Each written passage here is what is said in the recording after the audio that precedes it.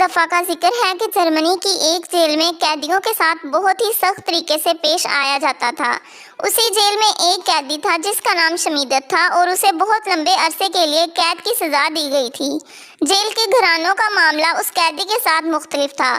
وہ اس کے ساتھ نرمی اور احترام سے پیش آیا کرتے تھے۔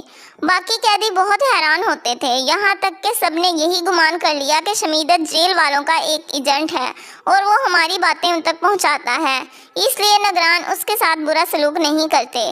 دوسری طرف شمیدت ہمیشہ قسمیں کھا کھا کر انہیں یقین دلاتا تھا کہ وہ صرف اور صرف ان کی طرح کا ایک قیدی ہے اور جیل کے نگرانوں کے ساتھ ان کا کوئی تعلق نہیں۔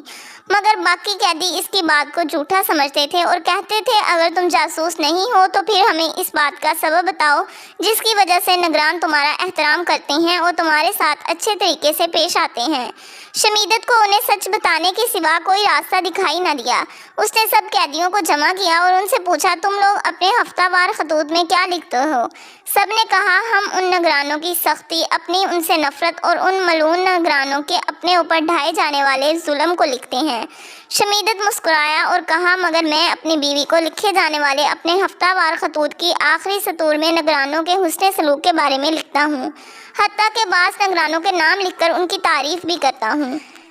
قیدی شمیدت کی بات سے بہت حیران ہوئے۔ ان میں ایک نے بہت غصے سے کہا اس سب کا تمہارے ساتھ اچھے سلوک کا کیا تعلق ہے، حالانکہ تم نگرانوں کے ظلم سے واقف ہو؟ شمیدت نے کہا او عقل مندو، ہمارے خطوط جیل سے اس وقت تک باہر نہیں جاتے جب تک نگران انہیں پڑھ نہ لیں۔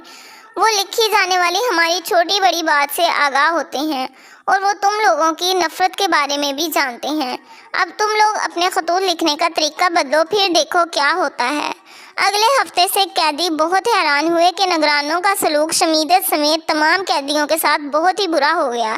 شمیدت بہت حیران ہوا اور سب قیدیوں کو جمع کر کے پوچھا کہ تم لوگوں نے اپنے خطوط میں کیا لکھا تھا؟